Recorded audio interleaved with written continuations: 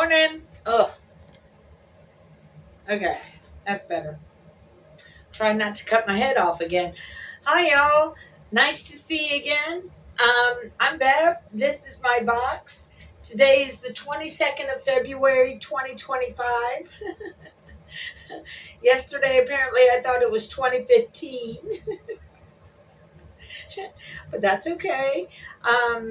It's about 6:10 in the morning. Starting my shift, which is Saturday. It is my last day of my work week, so it's my Friday, if you will. Um, I just wanted to say that this is pretty much kind of a vlog of me recording different things that occurred in my life throughout the different times. Some people find it interesting. Some people might just want to have some kind of sound in the background. And if you like my voice, then awesome. My voice is a little hoarse at this point because it's Saturday. I've been talking all week to a bunch of people.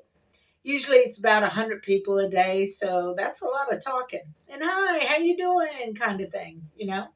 Keep up the energy. I will say throughout my life, I've had weird experiences that have happened. Like, for instance, I've mentioned before that I've done a lot of family research as far as my own genealogy and trying to find out different things about them. Well, my ancestor, the first ancestor that came to America, came in 1650, and his name was Colonel John Page. Well, Colonel John Page was only 23 when he came here. So imagine being 23, crossing the ocean in a tiny ship and making it to the new world that has none of the luxuries of pre-established buildings and infrastructure and all of that. So everything had to be created new, as it were, here in Virginia. Excuse me. Now, mind you, Massachusetts and the whole pilgrim thing, um, a lot of people focus on Massachusetts because of the pilgrims and the way that we've been taught. But the pilgrims didn't arrive until 1620. Virginia was established in 1609. So they had a good start before the pilgrims ever got here. So a lot of things happened in this country, including what you've read in the 1619 Project. Um, and that was when you think about how laws were created here in the New World, the pre America, if you will, they pretty much went off of England's laws at the time. Now, when it came to slavery, there was kind of a smudgy spot that they allowed to go through. Because in England, slavery was, from my understanding, illegal. Okay? But the business aspect of what they wanted the colonies to do in order to create wealth for England, they kind of just, nobody really knows that this is going on, so we'll go ahead and allow it, kind of thing.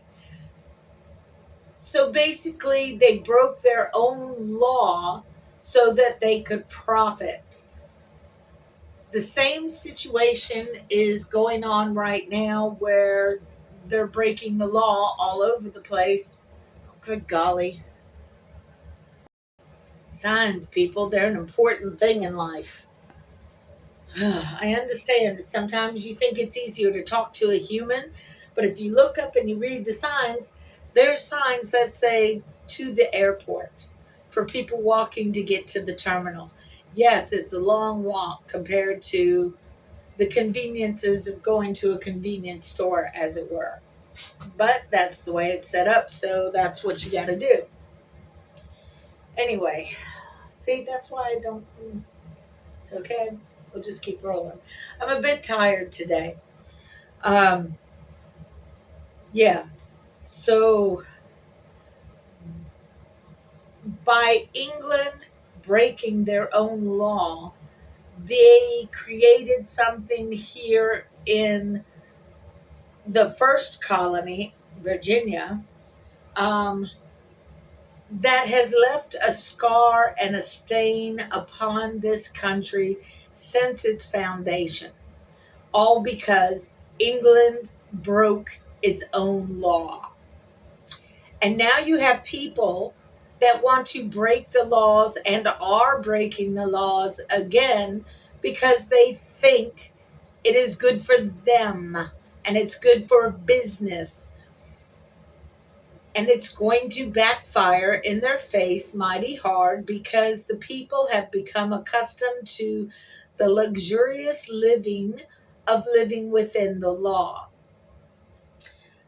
So, yeah, I can get more into that, but I'm tired. So today I'm not really going to get into that because it's just exhausting to go through what is blatantly obvious to your face, but we have corrupt Supreme Court justices that are taking millions of dollars in payments. And people are supposed to abide by what these corrupt individuals are saying and ruling and all of that. And I think they just need to go. They need to go. Go away. So instead of frustrating myself and talking about the obvious law breaking that is happening every time you turn around, I'm going to talk about when I was researching my family history.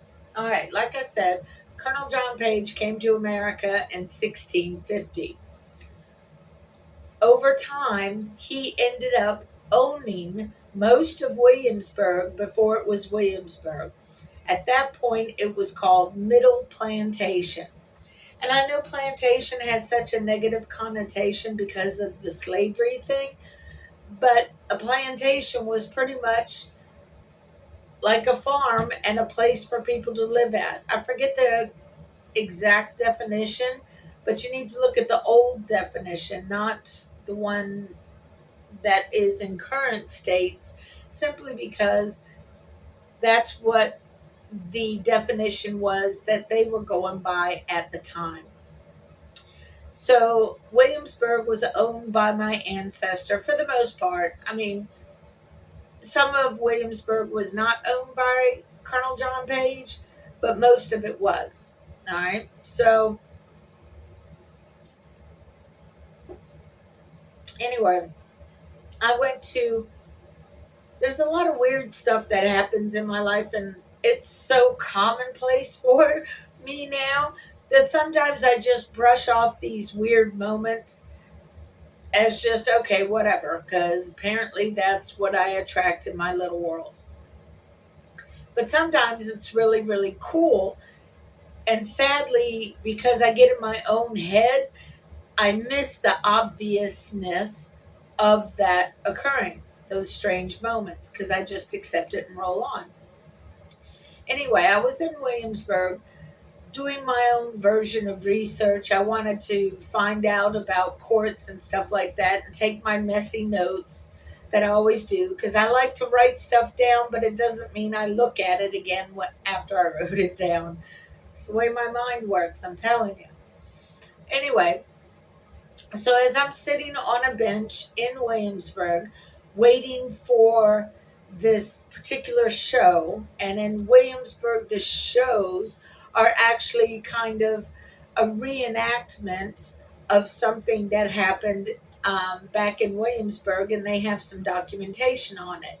In other words, it was a court case, or they were making some laws at the time, and there were debates going back and forth. So you got to witness the reenactment of what took place back in the day. And it's actually quite educational, but also quite entertaining to watch such a thing. So this particular show was supposed to start at a particular time, and I was sitting on a bench outside the courthouse waiting for this show to take place. And I'm all happy, and I'm in my little head just thinking my dreamy little thoughts as I do. And a gentleman came and sat on the bench next to me, and I thought, okay, this is cool, no worries. And I continued to go on, waiting and thinking and just having my little dreamy thoughts. And then we go into the courthouse, and again, this same gentleman ends up sitting next to me inside the courthouse, and he's taking his own kind of notes. And he's one of these guys that has on a jacket, and I guess they're called smoking jackets or something, but there's like a patch on the elbow, on the jacket. Um, and that always, in my mind, represented like writers or lawyers or somebody in that type of profession. Anyway, I had observed this gentleman a couple of times, just kind of paying passing glance observation. I wasn't like staring dude down or nothing. And he looked familiar, but I couldn't place it because, again, I was in my little dreamy head mind. So it didn't even dawn on me that it could have been somebody that I kind of knew. It wasn't until I got home later that day that I realized that the person I had been sitting next to in Williamsburg was Dan Brown, the author of the Da Vinci Code. And it's funny because it's Dan Brown that got me started trying to write my own book because of his Da Vinci Code. I was thinking to myself that I could do the same kind of thing and base it off of my family history because of everything that my family on my dad's side did throughout their time frame in early America. So that simple non-meeting of Dan Brown is what happens to me. Something like that. Um, it's tragic in a way that I did not recognize him at the time because I would have loved to have had a conversation with him. That would have been awesome. But my bad. I didn't recognize him, so there you go. I don't know. Anyway, I'm tired today, people. We'll just do 12 minutes. Remember, take care of yourselves because that's all we got. And for now, peace out, people. Take care of yourself, okay? All right. See you tomorrow. Bye.